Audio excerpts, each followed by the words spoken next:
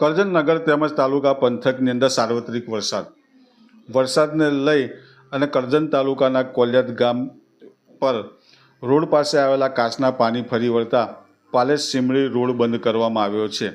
કોલિયાદ ગામ નજીક ગામ પાસેથી પસાર થતા કાચનું પાણી રોડ ઉપર ફરી વળતા પાલેજ સીમડી રોડ ઉપર ઘૂંટણસમાં પાણી ભરાઈ જતા વાહન વ્યવહાર માટે બંધ કરવામાં આવ્યો છે।